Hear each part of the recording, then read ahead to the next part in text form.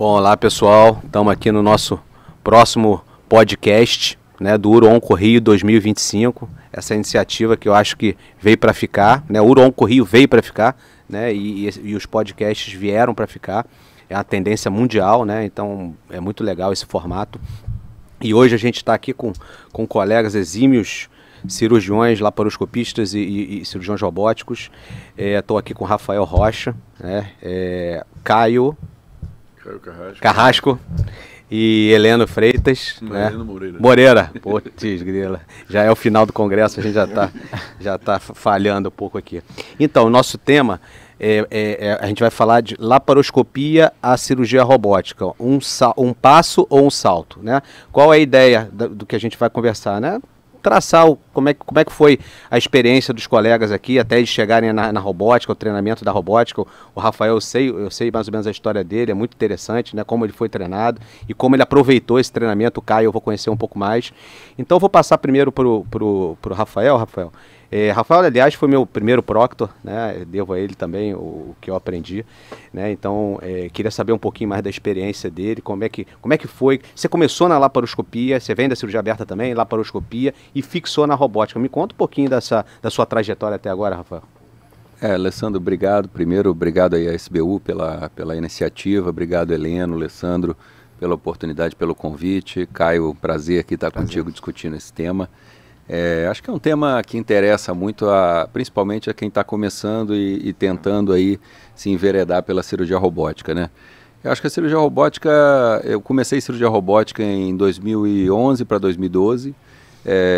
A gente começou, à época eu fazia cirurgias abertas, um pouquinho de laparoscópica, não muita prostatectomia laparoscópica, fazia muito rim por vídeo, mas prostatectomia laparoscópica eu fui lá dos servidores. Na época a gente não fazia um volume tão grande de prostatectomias laparoscópicas, e aí a gente começou o robô no Rio de Janeiro nessa época, final de 2012, e aí a gente começou a fazer esse treinamento na época com o Patel, né, o Vipul Patel, que à época e hoje eu acho que é a maior experiência mundial em cirurgia robótica. Aliás, esse treinamento de vocês foi um privilégio, né? Conta como é que foi um pouquinho. Foi. Na época o Samaritano aqui em Botafogo comprou o robô, meses depois do INCA ter o robô, e foi meio que concomitante, e na época o Edson Godoy Bueno era vivo e contratou o Patel para treinar um grupo selecionado de pessoas que ia fazer a cirurgia robótica aqui começar no Rio de Janeiro. A gente tinha um compromisso de iniciar bem um programa de treinamento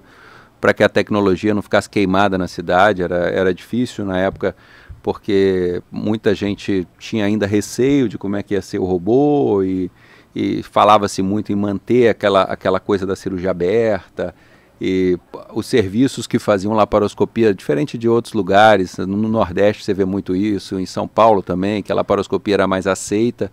A laparoscopia para próstata no Rio tinha uma dificuldade muito grande de decolar, e aí a gente tinha uma preocupação muito grande de começar o robô com qualidade, né? Então, à época a gente começou nesse grupo com o Patel, fomos para lá um tempinho, depois ele começou a vir, e a cada mês a gente juntava um número de casos, e foi um grande presente do Edson para a gente na época conseguir a oportunidade de fazer isso, né?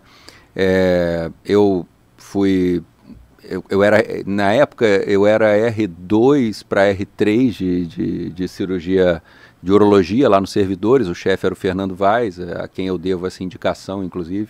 Fernando foi um cara importantíssimo, porque reconheceu, né, o que eu fazia já em laparoscopia, e me deu a oportunidade de ser a indicação do grupo dele para ocupar essa vaga.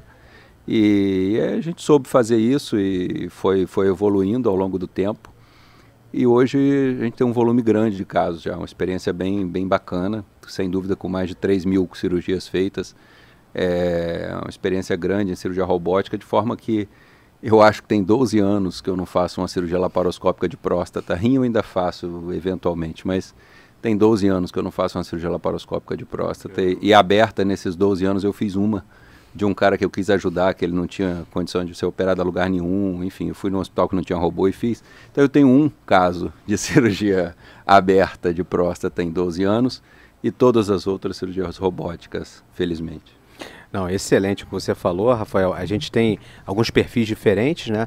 Eu posso falar rapidamente, eu não sou entrevistado, mas eu posso falar rapidamente da minha experiência. Eu comecei em 2007 a fazer prostatectomia radical laparoscópica, né? E comecei a acompanhar vocês, o treinamento de vocês, e a gente começou a ficar interessado também. O robô chegando no Rio de Janeiro, e acabei sendo da segunda ou terceira leva de treinamento, né? E hoje, desde 2016, né? Um pouco depois do Rafael, mas a gente tem feito bastante também. Mas ao contrário dele, eu faço bastante laparoscopia, ainda gosto, eu gosto e eu tenho que fazer no hospital público, né? No hospital onde eu trabalho, o Hospital de Ipanema ainda não tem um robô, né? Mas a gente ajuda o residente, então eu ainda gosto da cirurgia laparoscópica. Eu tenho um déjà vu, né? Quando eu começo a operar a cirurgia laparoscópica, gosto bastante. Eu vou passar agora para o Caio e depois o Heleno vai conduzir um pouquinho. Caio, você pode contar um pouquinho da sua experiência, um pouquinho mais novo que a gente, né? Mas pode contar um pouquinho da sua experiência também. Joia. Bom, primeiro, obrigado pelo convite para a SBU Rio de Janeiro e um prazer estar com vocês, conhecê-los também. Não tô tão mais novo assim, não sei, acho que estou enganando um pouquinho aqui, mas... Cabelo branco você não tem, não, pô. A barba eu parei, a barba deu uma disfarçada aqui, mas prazer estar aqui. Então, hoje eu ainda faço a cirurgia, eu peguei uma transição, né, muito grande, me formei, sou formado aqui urologista pela UERJ, acabei em 2019, fui R3 em 2019, e depois fui para São Paulo, sou paulistano, voltei para lá, né? Então aqui eu peguei uma fase aqui de transição, a gente faz fazia muita aberta, e acho que ainda se faz na UERJ, muita cirurgia, muita prostatectomia aberta, e realmente uma dificuldade muito grande aqui no Rio da gente fazer laparoscópica. A gente queria bastante, a gente forçava, tentava colocar um caso ou outro, mas com uma grande dificuldade, né? E quando eu fui para São Paulo, eu fiz o fellow de uro-oncologia lá, e aí foi quando eu mergulhei de vez na laparoscopia. Quando eu voltei para São Paulo, eu aperfeiçoei essa parte de laparoscopia, e é o que faço bastante hoje ainda. Então ainda hoje eu opero bastante as 3 técnicas. Legal. Né? Então em 22 eu fiz o fellow, e esse aperfeiçoamento em laparoscopia e uro-oncologia, e também a formação na cirurgia robótica. Né, minha formação ali, e comecei a operar uns casos meus, os primeiros casos em 2023, então tem pouco tempo, né, isso é legal, estou nessa curva inicial, aí ainda, né, 2 anos só operando alguns casos meus de robótica, e o que eu percebi assim, a laparoscópica, ela tem o seu espaço nos hospitais públicos, né, a gente ainda opera bastante, então eu ainda tenho os casos de cirurgia aberta, eu opero hoje, lá na urologia do ABC, Faculdade de Medicina do ABC, eu opero com os residentes os casos abertos tradicionais, eu ainda passo por esse sofrimento semanal. E no Instituto do Câncer ali, onde eu fiz o fellow no Dr. Arnaldo, eu opero laparoscópicos toda semana, toda quarta tarde, tem prostatela laparoscópica e os casos de final de semana da nossa equipe de cirurgias robóticas. Então, assim, olha, a gente vê a evolução. Agora, pensar assim, é um passo ou um salto, por exemplo, não é um salto da laparoscopia para a robótica, é um passo. É um passo importante, você entra com uma noção da cirurgia, você sabe os planos que você vai acessar ali, mas quando você senta no console ali a primeira vez, você não sai operando. Né? Às vezes a gente tem essa ilusão que, estou operando laparoscopia, então isso aqui é muito fácil, eu vou sentar no robô e, pô, como que ele não está conseguindo fazer ali, aquilo ali eu faço na laparoscopia. Não é bem assim. Tá? Você sabe que você falando isso, assim, eu tenho um déjà vu aqui, uma coisa que eu me lembro da época que eu fiz um treinamento lá com o Patel, lá no início. E, pô, sempre fui um cara muito dedicado, muito focado. E eu assistia aqueles vídeos de uma forma, assim, psicopática, né? A gente assistia, estudava até de madrugada aqueles vídeos diferentes, de cirurgiões diferentes. Uma dedicação absurda antes de fazer meu primeiro caso. E eu falei, porra, eu sei operar, eu sou um cirurgião bom, eu assisti os vídeos, o robô é mais fácil que vídeo, laparoscopia, porra, eu vou brilhar, vou fazer muito bem meu primeiro caso. Só que não foi assim, não é assim, e nunca será assim, porque é um dispositivo totalmente diferente, é um ambiente diferente, é a ambiência que é o problema. Você está num ambiente completamente diferente. Agora, uma coisa eu acho que é bem interessante colocar, eu hoje ainda faço algumas coisas de rim por vídeo, em pacientes com acesso que não tenho acesso, né, ao robô e tal, recentemente fiz uma invasão de veia cava por vídeo.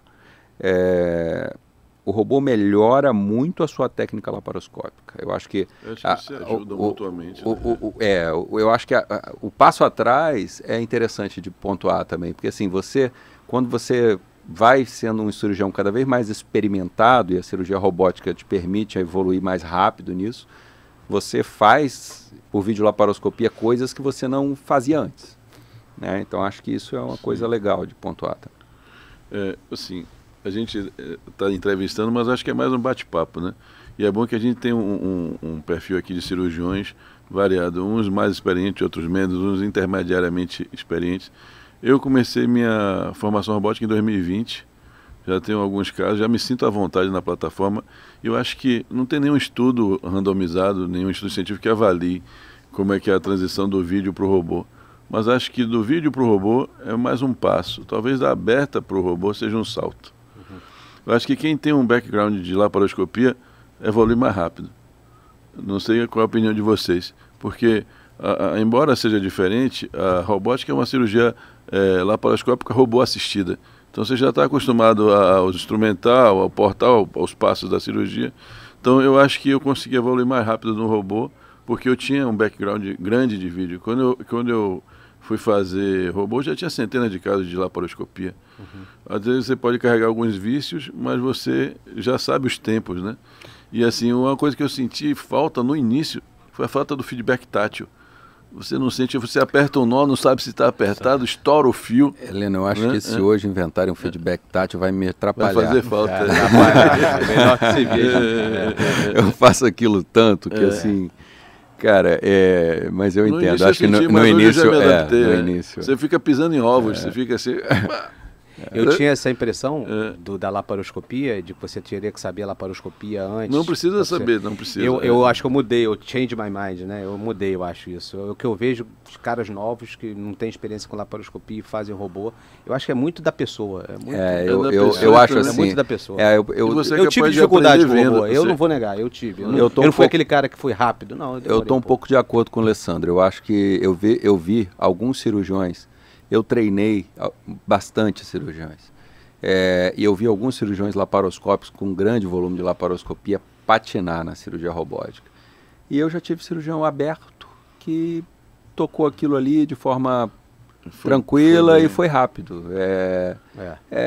Eu acho que é muito cirurgião dependente. Em curva de aprendizagem, você acha que qual é o N para você se sentir à vontade ou para performar bem? Isso é uma pergunta de $1 milhão, né, cara? Porra, a gente tem muito estudo tentando mostrar isso. Eu tenho até uma aula que eu levantei literatura para nefrectomia parcial e curva de aprendizado. É interessante que tem estudos mostrando 20 casos, tem estudo mostrando 30 casos e tem um outro estudo mostrando 300 casos. 250 casos. Platô se você atinge depois de 300 casos, mas depende do que você quer. Eu acho que o endpoint é o problema, né? Você tem que ver o que você quer avaliar. Você quer avaliar se você consegue começar e acabar a cirurgia com menos de 3 horas? É um ponto que você está traçando ali, é uma linha no chão. Você quer avaliar se você entrega menos de 15% de margem positiva, é uma outra linha no chão. Agora, resultado funcional que eu acho que é o grande ponto. Eu acho que tirar a próstata, se você me perguntar, eu acho que um cirurgião consegue de forma confortável tirar a próstata, eu acho que com 30 casos. Ele começa a ficar mais confortável. Claro que próstata, eu falo que próstata tem vida própria, né? E cada próstata tem uma próstata. Você entra para fazer uma próstata selecionadíssima e é um caso caótico. Você entra para fazer uma próstata, às vezes, que você acha que vai ser difícil, é tranquila. Mas, tirando esses casos que às vezes são muito complicados, acho que uns 30 casos, aí você começa a ficar mais à vontade para fazer aquilo. E agora, emendando nessa tua pergunta, 30 casos, ele sem você ali do lado, sem você como proctor? Ou tem que ter uma parte dele sem proctor. Sem proctor, sem proctor. Você está em casa como proctor, 15 casos, 20 casos? Tem que ter isso, né? Eu acho que assim, o cirurgião ele tem...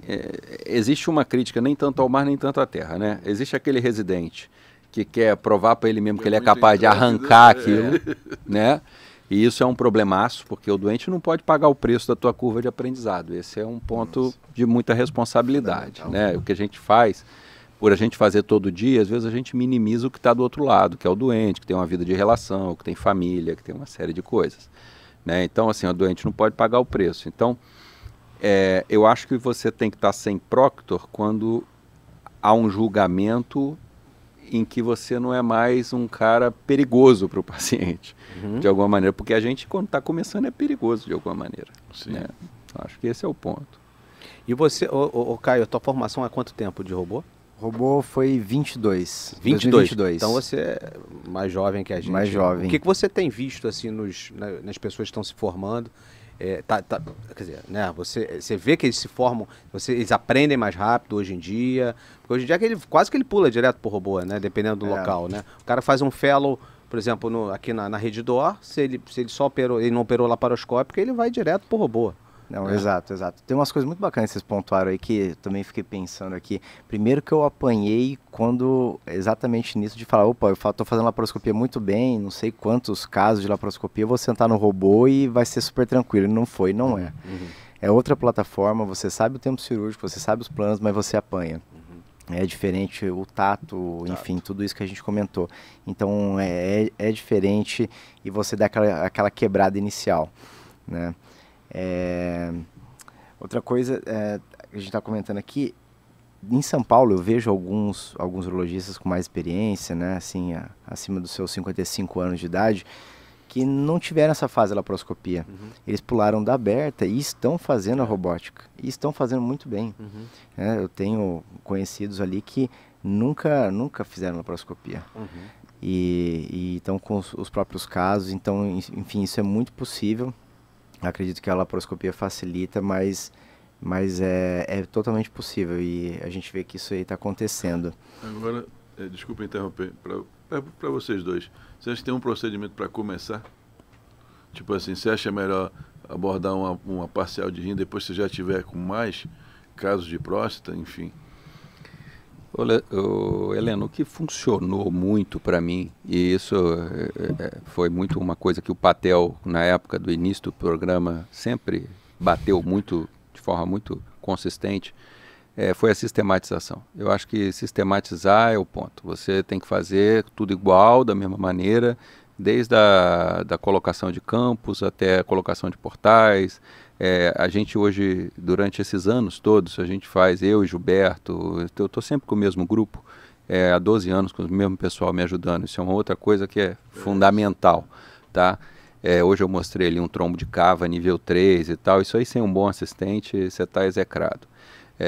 Então, assim, eu acho que é bom você, nesse contexto que você está perguntando, eu acho que é bom você ter um time formado que é sempre o mesmo. Eu acho que é bom você sempre fazer tudo da mesma maneira, do ponto de vista de arrumar a casa, tá? Não na cirurgia em si, mas na arrumação da coisa.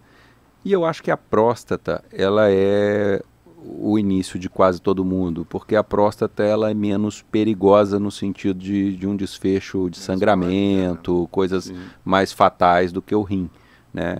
Então, assim, como você está muito ainda inapto aos movimentos, você dissecar um hilo renal com um movimento grosseiro é muito pior do que baixar uma bexiga, por exemplo. Então eu acho que a próstata é o início mesmo. Eu acho que eu podia só complementar o que você falou. Eu acho que se o sujeito tem a experiência com laparoscopia, eu de repente acho que, por exemplo, uma nefrectomia parcial, pequena num rim fácil, num tumor exofítico, num caso favorito, tumor anterior, se ele tem experiência porque ele sabe os tempos e não muda muito a cirurgia da laparoscopia para robótica. Eu tenho assim na minha cabeça em relação quando eu dou proctoria. Então, se o cara tem uma experiênciazinha, então de repente fica mais fácil para ele treinar. A cirurgia renal em geral, um tumor fácil de rim é muito mais fácil que uma prostatectomia radical. Sim, muito mais. Um tumor fácil de rim é muito mais fácil. Um tumor difícil é muito... Exato. Não é para iniciante. E aí tem que selecionar o que você está começando, né? Você tem que selecionar o que está fazendo.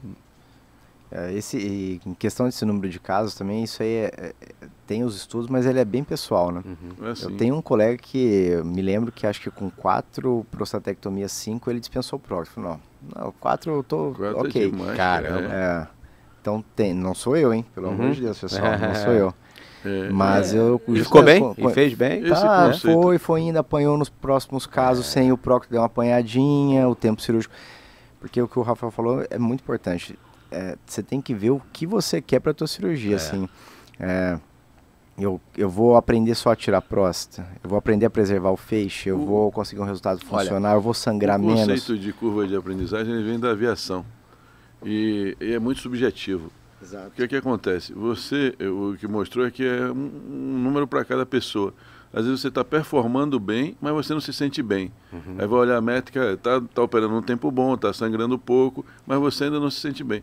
Às vezes você precisa de mais casos para se sentir confortável. Eu, quando comecei a fazer robô, já tinha muitos casos de laparoscopia. Então a laparoscopia era um lugar seguro para mim, era onde eu preferia fazer vídeo no início. Então, até, sei lá, uns 100 casos eu me sentia assim, caramba, o vídeo é melhor. Se sente melhor na vídeo. Né? Hoje não, hoje eu prefiro o robô, indiscutível. Hoje, quando o paciente não pode fazer robô, tem que fazer vídeo. Eu falei, caramba, tem que fazer vídeo, essa próstata por vídeo, que você fica todo troncho assim. Com certeza. Você sai aí, eu falo, não, hoje eu prefiro o robô disparado. Então, nesse ponto que você está se sentindo à vontade e passa a preferir, você venceu a curva. Eu acho que cirurgia, seja ela robótica, aberta, laparoscópica, endoscópica, cirurgia tem entre o doente e a técnica o cirurgião. O cirurgião é igual um artista, é igual um jogador de futebol, é igual qualquer profissional, um artesão. Eu acho que cada cirurgião é um cirurgião. Você tem lá eu não entendo nada de futebol, nem gosto de futebol, eu vou citar o Neymar, que é o que eu conheço. Mas você vai comparar o Neymar com um atacante qualquer aí de um time menor, existe ali um talento que não tem aqui, que tem ali. Então essa coisa da curva de aprendizado depende também disso, né? De quanto que o cara é mais apto àquilo naturalmente ou não. Isso aí a gente vê o tempo todo. É interessante falar sobre curva de aprendizado. Eu não sei como é que vocês estão agora, por exemplo, eu estou numa nova curva de aprendizado, cara. Agora com a história do Holep, agora a gente entra numa outra curva de aprendizado e a gente, já tem quase 50, meu amigo. Para você entrar de novo e você ficar ali do lado tentando aprender e que no Holep, meu amigo, você não pode... Qual é o principal medo? É lesar o esfíncter. Aquilo ali você faz mole, você vai ali com laser mole, mas não pode lesar o esfíncter. Então é o que você falou, né? De acordo com o que você quer para o paciente. E no Holep eu já sei que eu não posso lesar o esfíncter. Então eu já entro com o maior cuidado, eu tô com mais de 10 casos, mas ainda não consigo fazer sozinho, né? Então é muito importante isso. E uma coisa que você falou sobre entre o mar e a terra, nem tanto ao mar, nem tanto à terra, né? Eu tenho um ditado que o meu chefe falava. Pô, chefe, Antônio Cláudio. Toninho, ele falava. Você tem que saber, o cirurgião não pode ser nem muito destemido, nem muito temerário. Você tem que estar no meio. Porque lá em Ipanema já tiveram alguns residentes temerários e tiveram os destemidos, né? Destemidos é aquele cara que faz uma cirurgia, um trombo de cava, e sabe fazer bem. O temerário é o cara que vai fazer o trombo de cava, só que não sabe fazer e não sabe dissecar, só o paciente sangra, o paciente morre, é aquela história, né? Então acho que a gente tem que ter essa consciência. A segurança do paciente. Segurança do paciente. Em primeiro lugar. Em primeiro lugar. Né? Com certeza. A segurança do paciente é em primeiro lugar. Isso aí não dá para testar, né? Não tem uma coisa que você não há um seguro para aquilo, né? No caso da robótica, primeira coisa, eu acho que nessa coisa de aprendizado é você entender o sistema, sentar ali e entender aquele console pela primeira vez. Acertar os pedais, acertar os tempos. Depois que você começa a dominar essa coordenação motora toda, dos dois pés, as duas mãos ali, trocar um braço pelo outro, você venceu um primeiro desafio.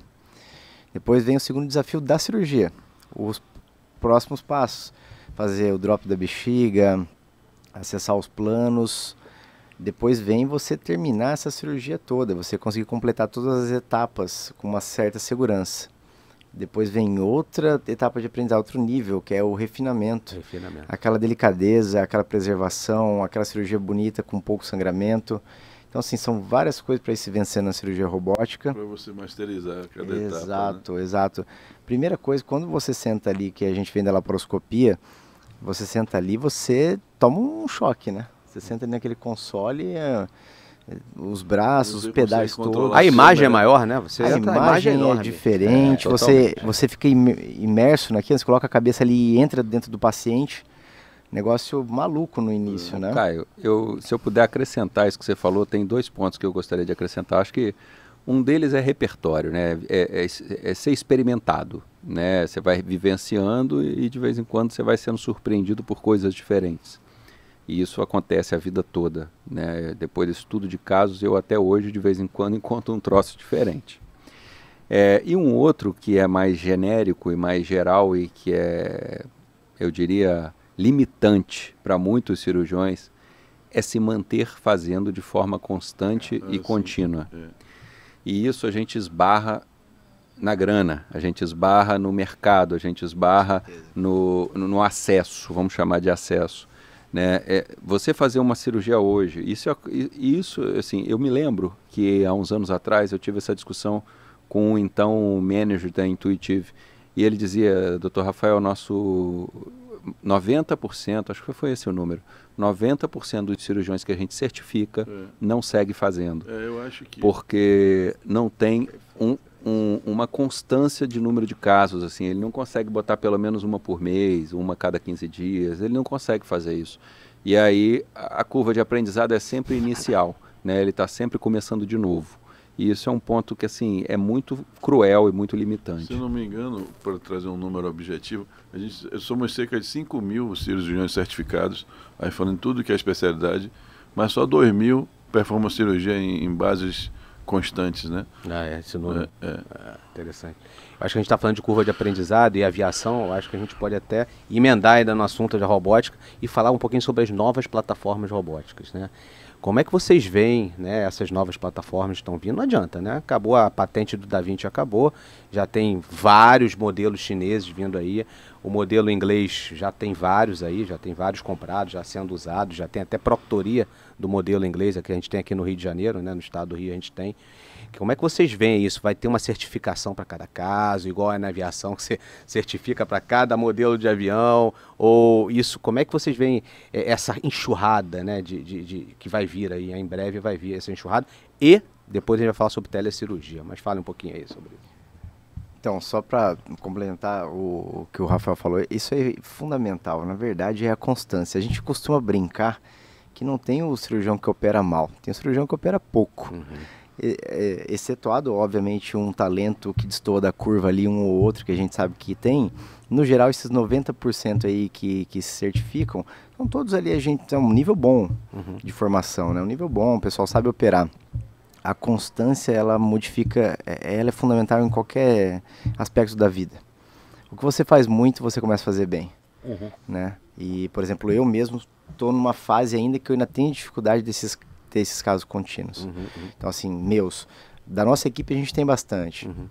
Então, por exemplo, o nosso chefe de equipe ali opera demais, então eu estou sempre, todo final de semana temos essas cirurgias ali em São Paulo, mas casos meus ainda são difíceis, e aí é o tal do recomeçar de novo. E aí isso aí, isso é uma grande perda, infelizmente.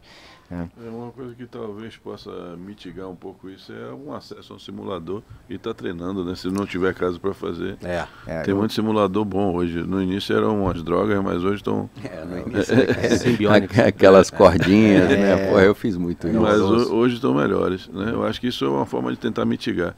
Mas a constância, realmente, a prática leva à perfeição, não tem jeito. Né? Se você fica praticando, você vai ficando bom. Vou dar um exemplo lá do Hospital 9 de Julho, que eu me lembro que o pessoal na época que estava, alguns anos atrás, estava começando a formação em robótica, o Patel foi para lá também, era esse esquema. O esquema era Rio e São Paulo. Exato. Era o então, 9 e o Samaritano. Juntavam os pacientes, chegavam lá e eu lembro que até o pessoal comentava, os antigos, eles comentavam assim, olha, a gente sofria para juntar os casos, juntavam os casos para até ouvir, e a gente começava, travava, ele sai, deixa eu sentar aqui, eu terminava, ele pô, o paciente que eu sofri para conseguir. Eu só falava que era assim. A gente sofria muito isso. E hoje, né, tem a sala lá com três plataformas de treino, né, os simuladores, o Simbionics, muito bom, né? Lembra vagamente o console mesmo. E tem uma enfermeira lá que, eu até disse, eu estava conversando com ela, ela falou assim, doutor, eu tô aqui desde a época que o Patel vinha para cá. Ele fala uma coisa, se passou 15 dias da sua última robótica e você marcou uma robótica, sente no simulador.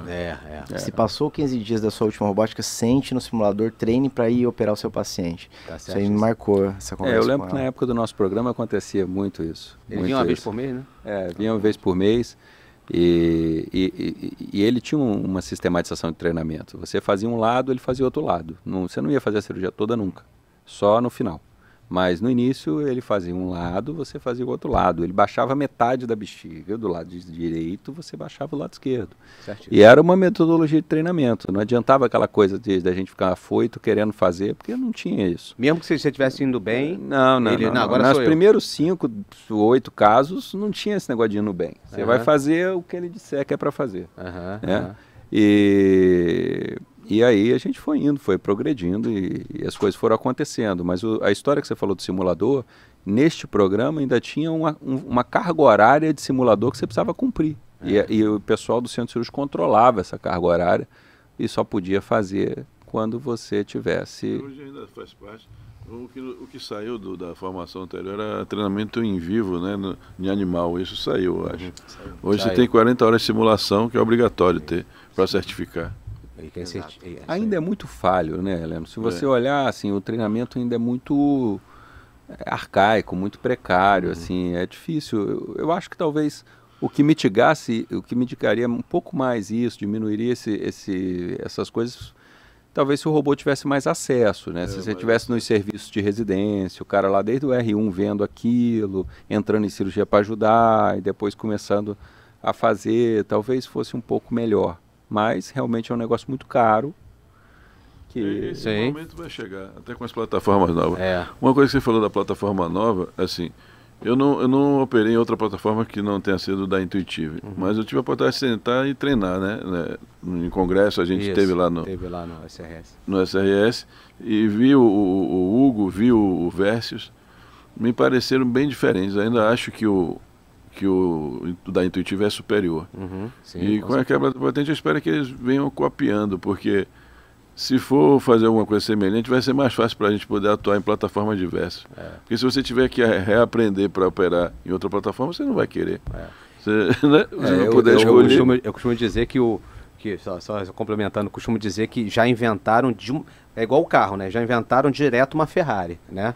Então, e aí tá começando a entrar os outros um pouquinho, né, com algumas dificuldades aqui, né? O Versus, ele é muito bom para quem já tem uma experiência com laparoscopia, mas de repente se tivesse alguém que tivesse experiência em Versus aqui podia falar, às vezes tem a pinça que serve como braço 4, né? Você não consegue pegar muito bem, parece que já estão resolvendo essa condição, parece que tem um problema, você tem que botar os braços separados, um de cada vez, né? Então a gente tem esses problemas, né? E o Hugo o Hugo também está aí já, né? É muito parecido com o Da Vinci, né? É mais parecido, então é muito parecido, é modular também, tipo igual o Da Vinci, entendeu? Então, e tá vindo agora os chineses, né? Parece que o Tomás já foi aceito. São módulos, né? São módulos... Também módulos, isso aí, verdade. Eles entram em módulos... Parecido com o Versus. Tipo parecido Versus. com o Versus. Isso aí, verdade. Eu já testei os dois. Nunca operei um paciente em nenhum dos dois, mas já testei os dois. É aquilo, eu acho assim, a gente não pode ser injusto com isso. Isso é um plus à laparoscopia, sem dúvida nenhuma, é um plus à laparoscopia. Me impressionou que talvez eles não tenham conseguido enxugar tanto custo assim, em comparação ao Da Vinci. Prometiam 30%, então, 40% mesmo. Então, para você colocar, é o que o Alessandro acabou de dizer, é uma Ferrari, tá bom. Para você dirigir você vai dirigir um Corolla ou uma Ferrari. Ok, o Corolla é ótimo, vai te levar em mesmo lugar, tão confortável, talvez até mais do que a Ferrari, que deve ser dura pra caramba. Eu nunca entrei numa Ferrari. Mas aquilo tem que custar muito menos, né? Para você optar por isso. Existe um fator financeiro aí, para você optar por sair um pouco da sua zona de conforto e fazer aquilo ali numa outra plataforma, que pode ser muito boa também.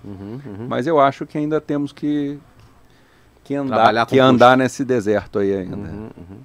Eu acho que o diferencial dessas plataformas que estão surgindo é ampliar o acesso, né, ao robô. Uma coisa que me incomodava no começo é que você entrava ali para docar, para aprender, e às vezes você tomava bronca da instrumentadora. Sim. Não mexe nisso aqui, não sei. Pô, mas como se o negócio fosse intocável. E não é. Eu acho que tem que popularizar o acesso. Tem que ter o seu treinamento, claro, mas não é uma coisa que o residente tem que olhar como se fosse distante para ele. Ele tem que olhar como uma coisa do cotidiano dele, da parte cirúrgica. E isso me incomodava um pouco no início. Isso tem que ter essa proximidade. Igual hoje em dia, o hospital já deixa a caixa de laparoscopia lá, o residente vai lá, abre a caixa, pode mexer nas pinças de laparoscopia, dar uma olhada, mexer em tudo, mas no robô não. É um negócio que ele não pode chegar perto ainda, sabe? E talvez essas novas plataformas venham para mudar isso. Assim, voltando atrás um pouco, eu acho que o robô está aí, chegou para ficar, é inexorável. As outras plataformas também vão chegar, mas a laparoscopia acho que não vai acabar ainda. E ainda por muito tempo, sobretudo no nosso país, que é um país de dimensão continental e com muita diferença, né? Então, nos grandes centros, acho que sim. Mas pelo Brasilzão aí todo, acho que a laparoscopia ainda vai durar muito ainda. No nosso país, eu acho que tem muito espaço de laparoscopia. A gente fazia o curso de treinamento aí do IRCAD, vem gente da América Latina toda, em vários lugares, treinar laparoscopia hoje em dia ainda. Eu acho que ainda tem espaço, sim. E vai continuar tendo por um bom tempo. Vai. E quando você está aprendendo laparoscopia, robô, já está sabendo bem a robótica, aí você vai no Congresso Americano, só vídeo de single port. Meu Deus do céu. Isso aí não tem vídeo mais de multiport. Isso aí é o problema da nossa área, né? Pô, a evolução tecnológica ela é muito mais acelerada do que a capacidade que a gente tem de se adaptar a ela, né? A urologia, eu falo, a urologia você tá sempre correndo atrás. Tá sempre correndo atrás. Quando você chegou na zona de conforto, surge o roll-up, por exemplo. Surge o roll-up. Aí você começa do zero de novo. É isso. Isso. Cara. Mas eu vou contar 2 pontos de experiência. Uma com o Versus, que a gente está comentando. A gente foi fazer uma próstata com o Versus, né?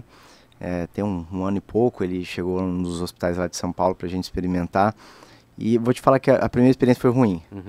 Primeiro porque parece que o braço, por ser a torre única, ela perde um pouco do torque, da tração dela. Parece que ela perde um pouco de força nas trações de próstata, que às vezes exigem. É isso aí. E o Da Vinci, ele é forte, ele é uma torre única, ele tem um mecanismo que é bem forte. E outra coisa é, se por um acaso, por algum motivo, um dos pedestais dos braços deslocassem, o mínimo que fosse, o sistema inteiro trava. Ele trava. Então você tem que desdocar todos os braços, docar de novo para começar. Isso já é muito limitante. Então começava alguma coisa, um braço deslizou um pouquinho. Agitado como eu, isso é muito limitante. Ia estressar muito. Travava o sistema inteiro, foi impressionante. E uma outra coisa é que a gente falou que a laparoscopia vai ficar, não vou dar nomes, mas tem um hospital em São Paulo que implementou a robótica e aí voltou atrás para a laparoscopia, ficou uns 2, 3 anos trabalhando com a robótica, voltou atrás por questão de custo. Porque os urologistas que estão nesse sistema operam a laparoscopia, uma prostatela laparoscópica em 50 minutos, 1h10, 1h15. E os caras falaram, poxa, então calma aí, em termos de custo, a gente está perdendo dinheiro, né? Convênio, a gente está perdendo dinheiro.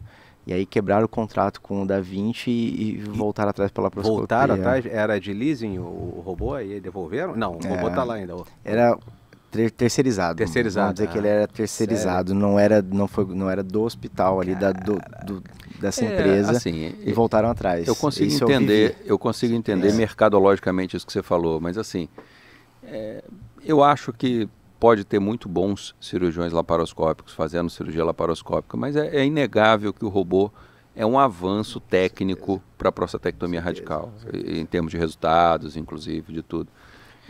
Eu acho que se eu só contar agora com o case, eu vou contar rapidamente um que sempre me intrigava, o Karim, né? O Karim é um cara que tem maior experiência em linfadenectomia estendida, Karim Tugê, né? Lá do Memorial, e ele faz todos os casos dele por laparoscopia. E aí eu perguntei pra ele, cara, eu estava até não foi numa LUF, eu estava numa plenária, eu perguntei, doutor Karim, por que o senhor faz só os seus casos hoje em dia? Você tem robô lá, tem 4, 5 robôs, sei lá, no Memorial lá. E ele falou, realmente eu me sinto mais à vontade. Ele se sente mais à vontade. Porque ele ficou no lugar da zona de conforto, ele não quis. Não quis. Esse pessoal de 2 anos é pouco tempo, um case, talvez tivesse que amadurecer mais. Com certeza, é diferente. Mas o robô, ele não tem como. Você também veio da laparoscopia pro robô. Por um tempo você não se sentia mais à vontade fazendo laparoscopia? Com certeza. Se você não insistisse, você não ia passar desse ponto. Claro. Tem que insistir. Laparoscopia, quando a gente começou ali, se terminava muito mais rápido. A laparoscopia é rapidinho. É óbvio. Né? Mas quando a gente senta hoje e o paciente ele questiona as duas técnicas, o robô e a laparoscópica, e você puxa para o robô, Eu não acho que você está querendo vender algo mais caro para ele para ganhar dinheiro. Eu realmente acredito que é melhor mesmo. É melhor. E isso que o paciente tem que sentir. Hoje eu estava apresentando a aula ali agora do trombo de cava, aí eu estava saindo do auditório e me fizeram uma pergunta. Rafael, o que você acha sobre a conversão? Porque conversão no robô é mais difícil que laparoscopia, tem que tirar o robô e tal, não sei o que. Eu falei, cara, eu acho que, assim, não é tão difícil converter uma cirurgia robótica, eu acho que não é nenhum caos, não é tão difícil. Mas hoje, assim, eu... Nem lembro o último caso que converteu. Eu acho que... Não, eu nunca converti, eu vou até bater aqui. Mas eu acho que eu vou resolver melhor por robô do que convertendo. Eu acho que é isso que a gente estava falando, de vencer certos... Eu acho que a curva de aprendizado não tem um ponto só. Você vence alguns degraus ali, existe um ponto de resistência que você vai vencendo. E é legal que não outras tenha, coisas. né? Você esteja sempre aprendendo, né? Eu acho que é interessante isso. Não tem Pessoal, um ponto só. Acho 20 segundos, aqui tinha botado 1 minuto há um tempo, cada um fala um pouquinho, eu acho que dá a sua mensagem final, né? Começa você, Rafael, que já estava falando em relação ao que a gente falou, conversou. Eu acho que é isso, assim, acho que sobre treinamento, laparoscopia, robô, primeiro eu gostaria de agradecer aqui a oportunidade, acho que foi um papo maravilhoso que a gente teve, vocês estão de parabéns aí na entrevista. É um bate-papo mais do que e eu acho assim, eu acho que para quem está começando, a dificuldade principal acho que é o acesso é um problema, a constância é um ponto-chave, e a insistência é uma virtude. Eu acho que a gente tem que insistir, porque uma hora a coisa estala e você consegue ficar, a chave vira e você consegue ficar mais autônomo. Bom, perfeito. Acho que não tem nem mais muito o que complementar com essa finalização aqui. Agradecer vocês, foi bacana. Passou rápido os 40 minutos, né? Passaram rápido, né? Afinal das contas. Estava achando que era muito tempo, né? O papo foi fácil. Mas é isso, é perfeito, é isso. Eu acho que o residente tem que enxergar que isso não está distante dele. Não está distante, é uma coisa que todo urologista vai ter que fazer, né? Vai ser a rotina. Então persista, né? A dificuldade inicial de chegar até isso em contato, ela existe, mas persista. Isso aí vai virar corriqueiro mesmo, vai fazer parte da formação básica do urologista, tenho certeza. E aí eu queria dizer também que nós somos os agraciados, o urologista, né? Porque eu acho que a cirurgia robótica serve muito melhor para o urologista do que qualquer outra especialidade. É bom para ginecologia, para cirurgia geral, mas a gente tem que aproveitar isso, né? Eu acho que a gente é agraciado por conta disso. Quero agradecer também, foi muito boa a entrevista e passo a palavra aí pro Heleno aí para finalizar.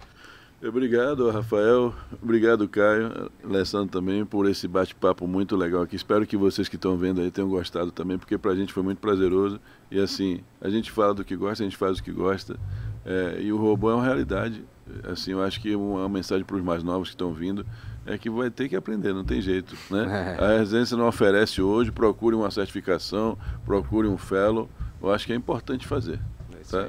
Obrigado a todos, um abraço, pessoal. Obrigado aí a todos, um abraço. Boa.